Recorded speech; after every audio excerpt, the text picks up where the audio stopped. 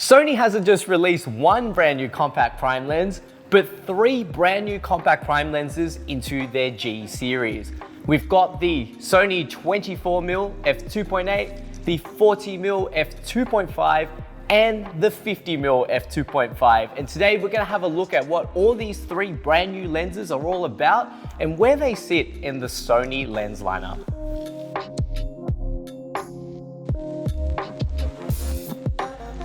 So the agenda for the video today, we'll be having a look at what these three lenses are all about and who they're for. Then we're gonna have a look at the external and internal features of the lens, do a quick overview on the performance and the image samples, and then wrap up the video there. So these brand new Sony lenses, they're not the G Master lens lineup. Don't get mixed up with that little G because it is part of their mid-tier series. Now, I was pretty surprised for Sony to drop all three of these lenses because they already have an entry point lens lineup with pretty decent apertures, for example, the 50mm 1.8. Now, the difference between this G series and their standard entry-level prime lens series is a couple of little things in terms of build quality, but also optical performance, and we'll go into detail into that later on. Firstly, the 24mm f2.8 is a fantastic lens for anyone looking to do some wide angle photography or videography. You're gonna get a pretty wide field of view, which is great for anyone doing architectural work or landscapes. Moving up to the two closer ones, so you have a 40mm and a 50mm f2.5.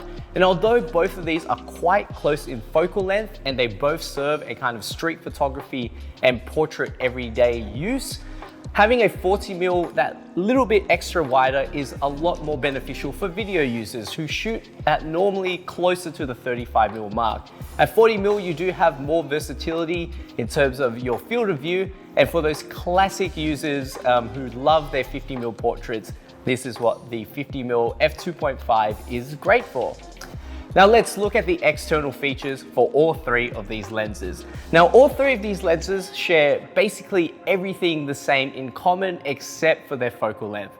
First of all, the build quality on all three of these lenses are fantastic and a big step up from their entry-level prime lens lineup. Sony have backed it up with a nice aluminium finish and it feels quite nice in your hands. In addition to that as well, the lenses are dust and moisture resistant. They all come with lens hoods and they have a 49mm filter thread at the front, which means that if you do own all three of these lenses and you for some reason only want one set of filters, you can buy that one size 49mm and use them across all three of your lenses.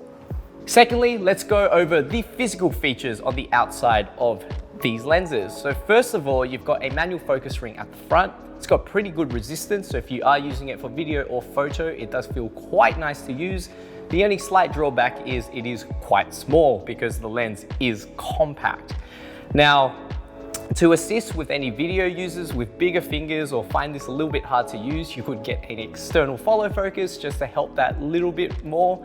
However, the compact form factor makes it super lightweight and it feels super great in your hands as well. And for anyone looking to travel for a long period of time or do a long day of shooting, you'll thank your back and your wrists because the lenses are super light. Back behind the manual focus ring, you have a nice clicky aperture ring. You can go straight from the maximum to the minimum aperture just by simply turning it left and right. And there is an A mode on it if you want to do auto aperture, if you'd like to do fully auto or aperture priority. Now, one of the best things about all three of these lenses is that they do have a declickable aperture ring. So for any video users who want to change through depth of field smoothly or exposure, you can declick it and you can easily turn this ring nice and smooth to go through your apertures. At the back of the lens, you have a metal lens mount, and as I mentioned earlier, it's quite durable and there is dust and moisture resistance throughout the lens. Finally, for those who don't like to navigate through a lot of menus, there is a focus hole button on the side and you can program this to whatever you'd like so you can easily access the functions that you require. And now onto the internal features of all three of these lenses. Firstly, they have spherical elements on the inside to combat any chromatic aberrations or coma. Follow that up with a 7 rounded blade aperture diaphragm to give you nice, smooth and round bokeh. In terms of autofocus, they have two linear internal autofocus motors on the inside. giving you an accurate and super fast autofocus performance.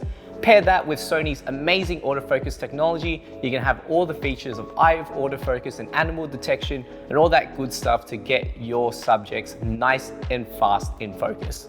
And finally, the lenses are fluorine coated, making it easier to clean and also usable in the harshest of weather conditions. Let's go over the image samples of all three of these lenses. We paired these lenses with an A7R II and took it out to the city to grab some quick samples. Let's start with the images. First of all, the images are super sharp. They have nice contrast and clarity, as you would expect from a Sony lens, and it's definitely quite a step up from their entry-level prime lens series. In terms of chromatic aberrations and ghosting, it's kept to a minimum. However, in the outer focus areas, there is a little bit of longitudinal chromatic aberration. As you can see, a little bit of discoloration, but you can fix that in post-processing with a lens profile when these lenses are officially released, so it's not too much of a big deal. In terms of the differences between the three lenses when we're shooting outside, as you can see with the 24mm, you can focus a bit closer and you get that wider field of view just for that contrast. And the 40 and 50mm, although share a similar field of view, do yield some pretty good results individually for both of them. Now, in terms of depth of field, comparing them, when we're stopping down from 2.8 down to about f4, you see the lenses do uptake a little bit more sharpness. However, the bokeh on all of these lenses, when you're opening it wide at 2.5, at 2.8, you're gonna get some nice round bokeh balls and they look very nice. Now, in terms of these lenses for video, the autofocus proved to be really great. We shot them with some fast moving subjects such as these birds, and the autofocus worked quite well. One of the best things about the lenses as well, as I mentioned earlier, with the declickable aperture, you could change your exposure really quickly and you could get that depth of field change effect really nice and smooth. And I think that's just a neat feature to add, especially for lenses at this price point. Finally, although these lenses don't have their own individual image stabilization, pairing it with the 5-axis image stabilization in the camera body was more than enough to get some super smooth shots anyway. Pair these up with a gimbal and you'll get even better results.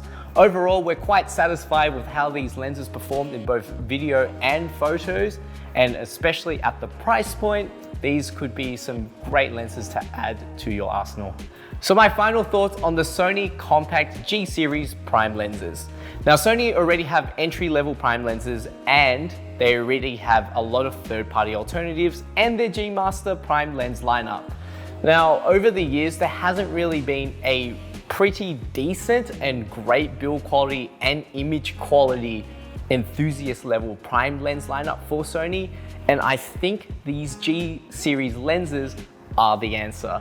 They sit in a pretty good price point. They're not too cheap, but they're not widely expensive like the G Master series, but they boast great build quality, super fast autofocus speed, and they're super small and lightweight, which benefits not only the beginner and casual enthusiasts who like to go out and travel and like to shoot out during their day or with any kind of street photography, or for the professional that needs a discreet, fast focusing lens. All three of these lenses are fantastic to cater for all levels of photographer, and it's a gap in the prime lens market for Sony that has finally been filled. Now, if you're looking for a wide angle lens, the 24mm is great, and the 40 and 50mm lenses are great for any person looking for a good portrait lens, but I do highly recommend the 40mm if you're going for a more video route. If you have any questions on any of these lenses, pop them in the comments below or drop into our store on George Street in Sydney, Australia. Make sure to follow our blog, Instagram, and our Facebook, which links to those are in our description below to stay up to date with our latest events, upcoming promotions, and giveaways. And finally, if you enjoyed our video, hit the like button and the subscribe button to stay up to date with our latest videos as we upload regularly.